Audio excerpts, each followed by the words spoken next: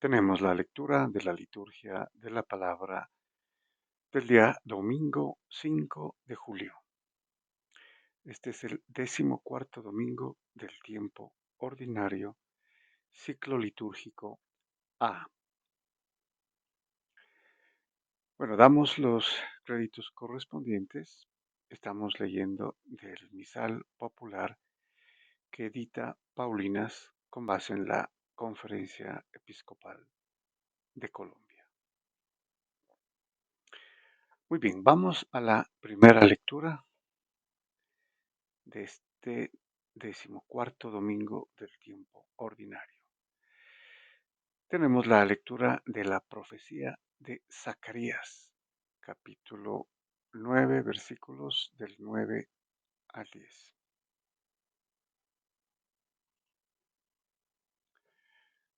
Muy bien, un poco de contexto. Esta profecía del profeta Zacarías se hace eh, para anunciar la vuelta del pueblo judío que está exiliado en Babilonia, ¿no? Y la restauración del templo, de la ciudad de Jerusalén, etc. Sin embargo, es una profecía mesiánica, ¿no? Que apunta es al verdadero reino, ¿no? Que es el reino mesiánico, el reino del Señor Jesucristo y su iglesia.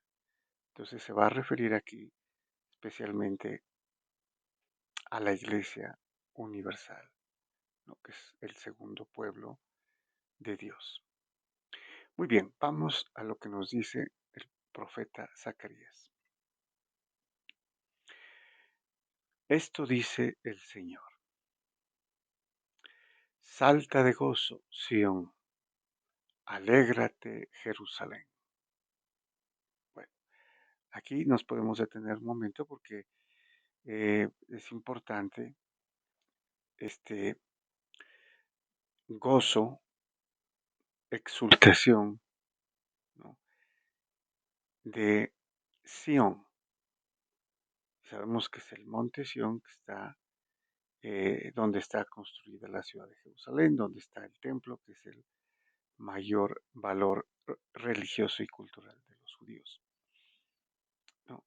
Y también nos dice, alégrate, Jerusalén.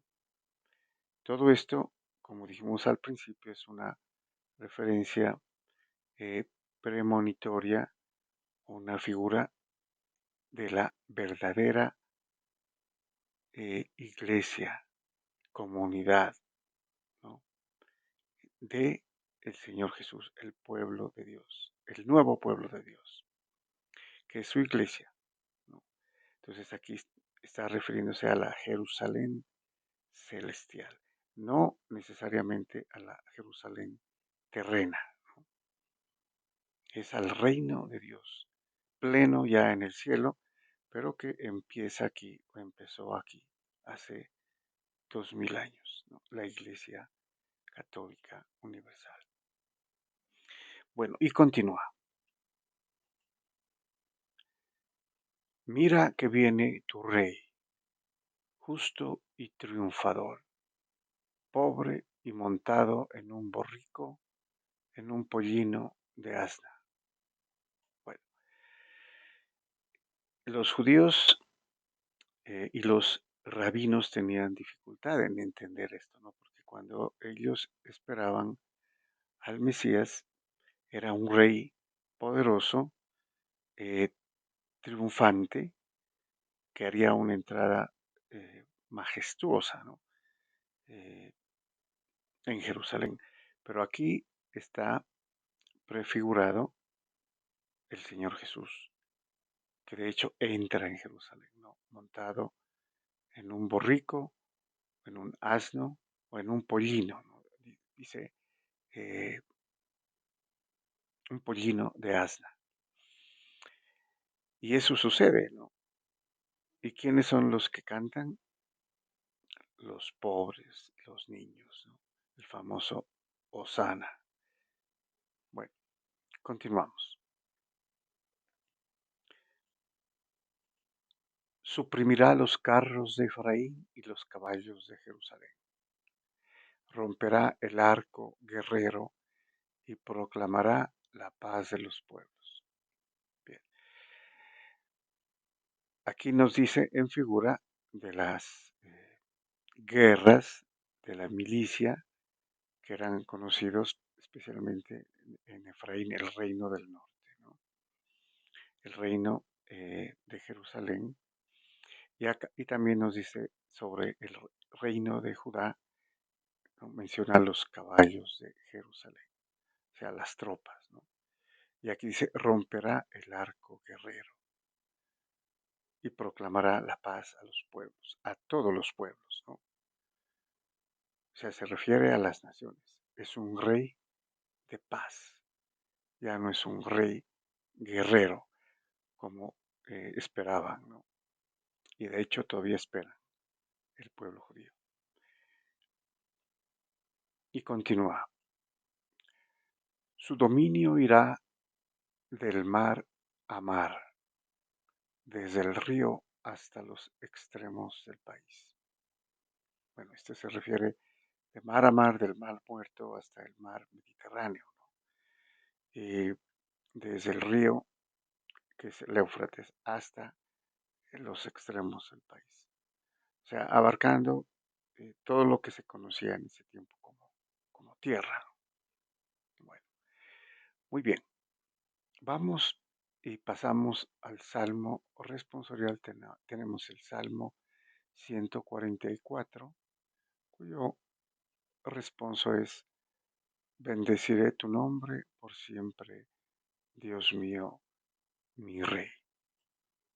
También entonces tenemos aquí un salmo en el que en el responso llama a Dios Rey, ¿no? Mi Rey.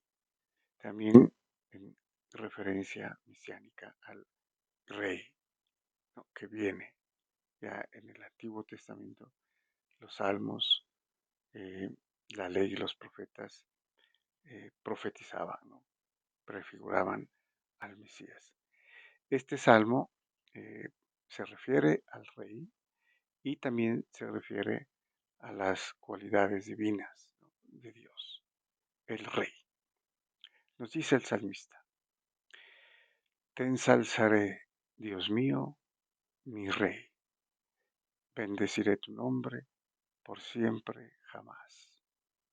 Día tras día te bendeciré y alabaré tu nombre por siempre jamás.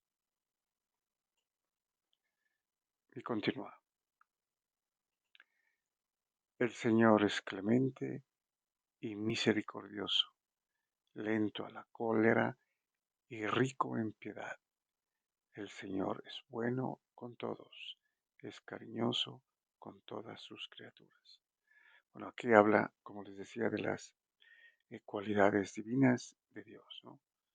Es eh, clemente y compasivo, ¿no? Sería el término eh, real. Lento a la cólera y rico en misericordia. Bueno con todos, cariñoso con todas sus criaturas, con toda su obra, ¿no? Especialmente sus criaturas, la humanidad. Y continúa, que todas tus criaturas te den gracias, Señor, que te bendigan tus fieles.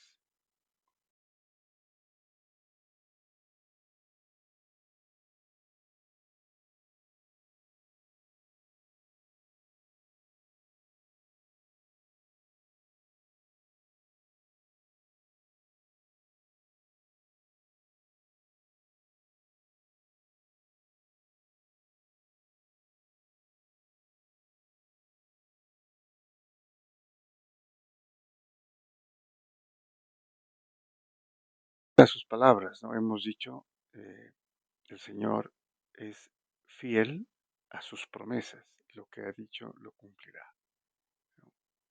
las promesas hechas a Abraham, especialmente, ¿no? A David, de que reinará. Y precisamente vemos que ha cumplido su promesa y es Cristo, el Hijo de David, el Mesías, quien reina, ¿no? Es el Rey, Cristo Rey, que reina. Muy bien, vamos a la segunda lectura. Tenemos la lectura de la carta del apóstol San Pablo a los romanos, capítulo 8, versículos 9 y del 11 al 13.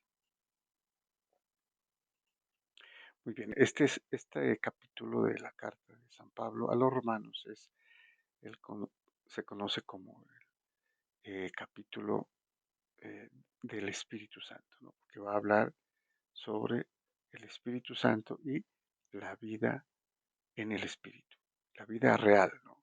Que es la vida eterna, que ya podemos experimentar estando en el Señor, los que hemos sido bautizados y estamos y permanecemos en el Señor. Nos dice entonces San Pablo, hermanos, ustedes no están en la carne, sino en el Espíritu, si es que el Espíritu de Dios habita en ustedes. En cambio, si alguien no posee el Espíritu de Cristo, no es de Cristo. Bueno, al decir ustedes no están en la carne, es porque se está refiriendo aquí a los cristianos, ¿no? A los que han sido bautizados y al ser bautizados se les ha dado el Espíritu Santo, ¿no? Ya tienen el Espíritu Santo. Y el Espíritu de Dios, dice interesantemente, ¿no? El Espíritu de Dios habita en ustedes. ¿Qué quiere decir? Habita en tanto no cometan pecado grave, con lo cual se desprenden, ¿no? Del Señor Jesús. Por eso se llama pecado mortal, ¿no? Especialmente si reniegan, ¿no? Después de ser bautizados, si se apartan de la iglesia, como les ocurrió a los judíos, ¿no? El primer pueblo de Dios que cometieron idolatría, se fueron tras la carne, los placeres, y se olvidaron de Dios. Entonces, aquí tenemos que enfatizar, si alguien no posee el Espíritu de Cristo, no es de Él, no está en Él. Dice, no es de Cristo. Y si no es de Cristo, obviamente, está por fuera, ¿no? Por fuera de la iglesia. Recordemos, los cristianos bautizados estamos en el Señor Jesucristo.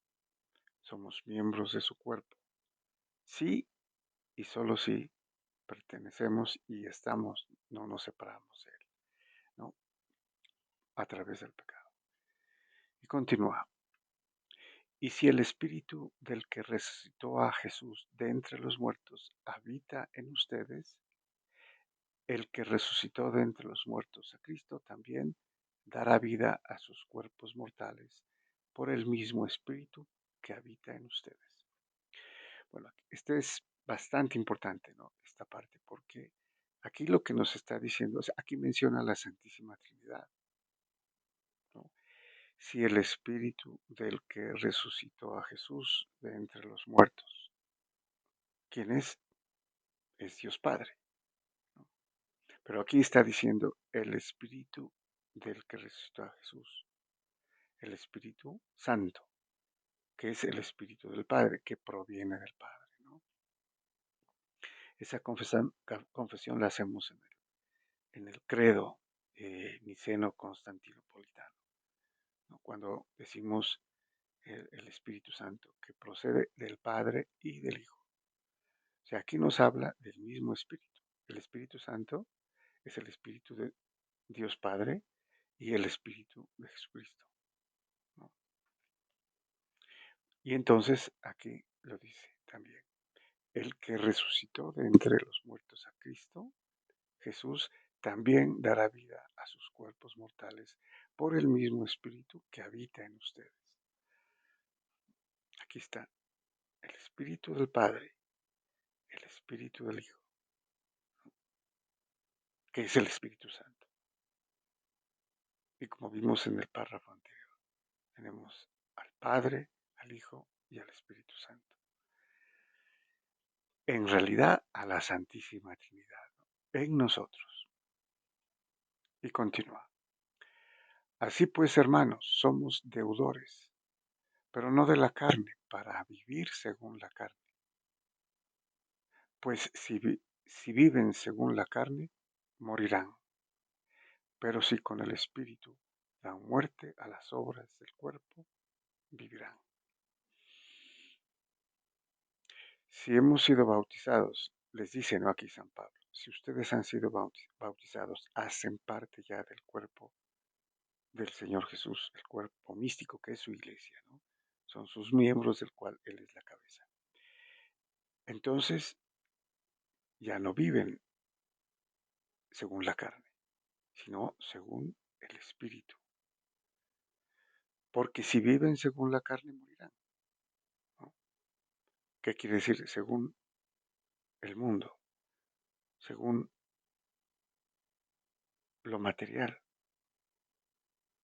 el dinero, el poder, la riqueza, los placeres. Eso es la carne, el mundo.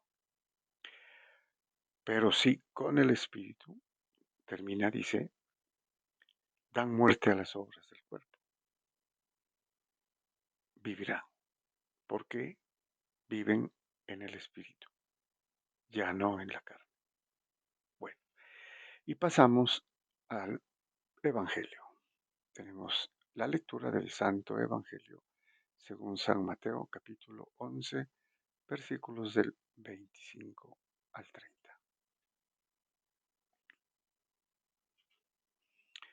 Muy bien, esta es la famosa oración del Señor Jesús, ¿no? Una de las tres más famosas que tiene, ¿no? El de San Mateo 2, ¿no? Y el de Juan, capítulo 17. Bueno, nos dice entonces San Mateo. En aquel tiempo tomó la palabra Jesús y dijo,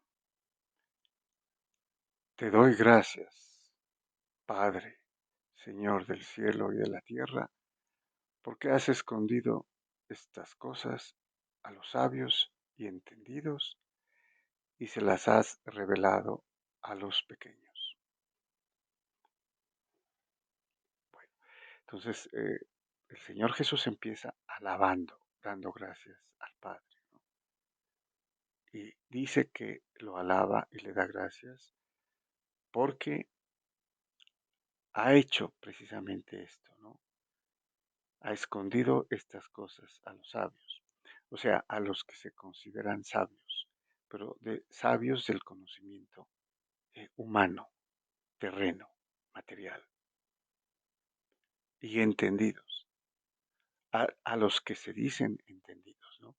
También esta es una referencia a los doctores de la ley, ¿no? Que se decían que conocían a Dios, ¿no? Pero no era cierto. Conocían y se ufanaban de ese conocimiento.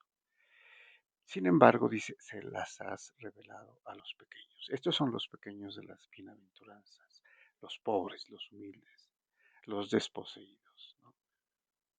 Los mansos, los que no tienen nada, sino que su fe y su esperanza están afincados en Dios.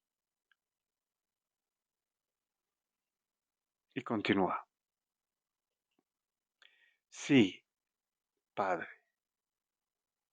así te ha parecido bien. Bueno, este sí, Padre, es bastante famoso, ¿no? Porque es un eco del sí de nuestra Santísima Madre, la Virgen María, que dio su sí al Padre, ¿no? Diciendo, hágase en mí. hágase en mí según tu palabra, ¿no? A la anunciación del arcángel San Gabriel, que traía la palabra de Dios, ¿no?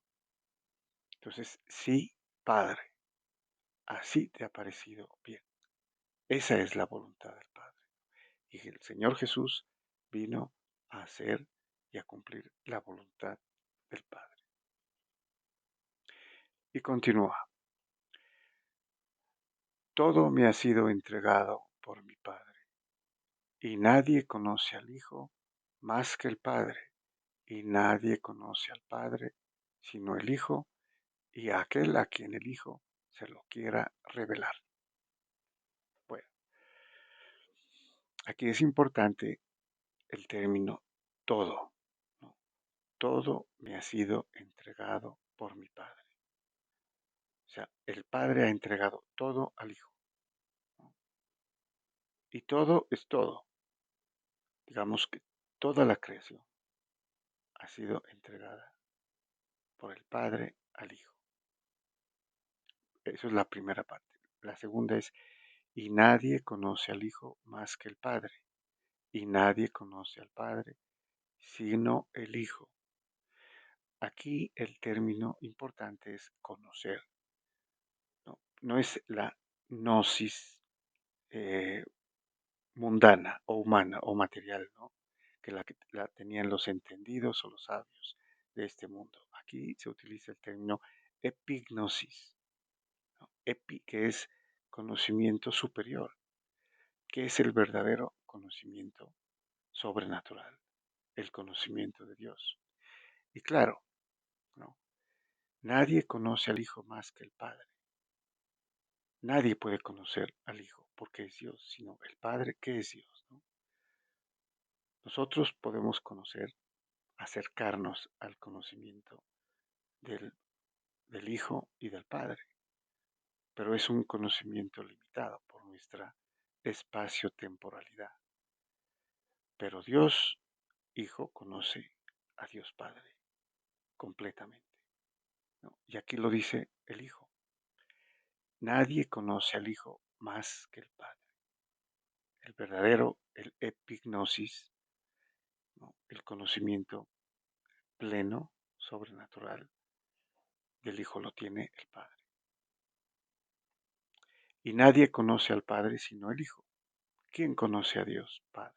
Nadie, ¿no? Porque nadie puede conocer a Dios en su plenitud. Solamente el Hijo, que es Dios. Y a aquel a quien el Hijo se lo quiera revelar. Y es precisamente a través de su iglesia, ¿no? De sus apóstoles, que empezó a revelar quién es el Padre y quién es el Hijo. Y a darnos a conocer el Evangelio, la buena nueva, cuál es el reino, ¿no? El reino de Dios. Bueno, y continúa. Vengan a mí todos los que están cansados y agobiados, y yo los aliviaré. ¿A qué se refiere, no? Los que están cansados y agobiados. Bueno, por una parte puede ser a quienes va dirigido, ¿no? Y a los que el Padre ha revelado, ¿no? Que es a los pobres, humildes, a los mansos, a los que no tienen nada, a los desposeídos, ¿no? Fueron los que primero creyeron, a los enfermos, a las viudas, a los huérfanos. Y yo los aliviaré. Ahora veamos cómo los aliviará, ¿no? Dice, tomen mi yugo sobre ustedes y aprendan de mí, que soy manso y humilde de corazón, y encontrarán descanso para sus almas. Bueno, parecería contradictorio, ¿no? Alguien que esté agobiado, cansado, y el Señor les diga, tomen mi yugo. Bueno, En la primera referencia, los cansados y agobiados como segunda instancia es en general, ¿no? Se refiere a la ley, que especialmente en los pobres, en los humildes, en los desposeídos, es grande, ¿no? Porque las autoridades religiosas se aprovechaban de los más pobres para cargar en ellos, ¿no?, el peso de la ley. Y yo los aliviaré. ¿Cómo? Dice, tomen mi yugo, el nuevo, la nueva ley, no la antigua, ¿no? Eran 613 prescripciones, la ley de Moisés. Demasiado, ¿no? No podían los judíos, especialmente los pobres, ¿no?, a quienes se refiere aquí. Pero dice, tomen mi yugo. Esa es mi doctrina, mi evangelio, la buena nueva que les traigo. Y aprendan de mí, o sea, sean enseñados por mi doctrina, ¿no?, que es la ley del amor, la nueva ley. La ley del amor que resume, completa plenamente la antigua ley. Porque dice, soy manso y humilde de corazón, como en las bienaventuranzas, ¿no? Los humildes, los mansos, los limpios de corazón. De ellos es el reino de los cielos. Y por eso termina diciendo, y encontrarán descanso para sus almas. No descanso para sus cuerpos, ¿no?, sino descansos para sus almas. Es una referencia al amor que puede haber, la esperanza de la vida nueva, ¿no?, de la vida eterna, de la vida en Jesucristo, la vida espiritual. Y termina diciendo, porque mi yugo es llevadero y mi carga ligera. También en referencia a la nueva ley, la ley del amor, la ley evangélica del amor, ¿no?, que con el amor se completa la ley plenamente, ¿no? Amarás a Dios y amarás al prójimo como a ti mismo. En esos dos mandamientos se resume la ley, los profetas y los salmos, ¿no? Lo ha dicho el Señor en otro pasaje de los evangelios. Muy bien, muchas gracias y bendiciones.